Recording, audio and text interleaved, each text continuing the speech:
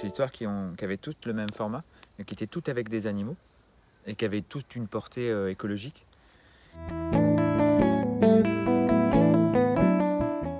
Auguste trouve son petit frère penché au-dessus du tas de compost, immobile.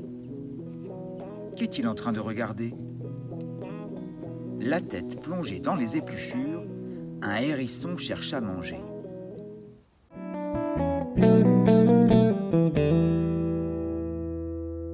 Juste après, il veut caresser l'animal et tend la main vers lui. Son grand frère l'arrête. « Attention, ce n'est pas un chat. Si tu lui fais peur, il va se mettre en boule. Ces piquants peuvent faire très mal. »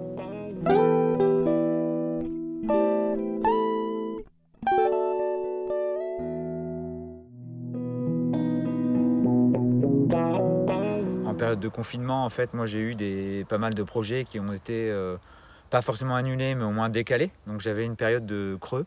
Et comme ça faisait longtemps que j'avais envie de tester des enregistrements de livres audio, voilà, je suis passé à la réalisation. Moi je fais beaucoup de lecture à voix haute, donc c'est quelque chose que j'aime faire. Et ça fait un moment que je réfléchis à plusieurs offres en fait, en gros de circuit court du livre. Parce que le circuit court, en général, c'est quelque chose qui me parle. Alors on y pense beaucoup quand il s'agit d'alimentaire, par exemple. Donc j'ai travaillé avec mon fils, qui est guitariste, et avec Marine Cariou, qui est graphiste pour le visuel.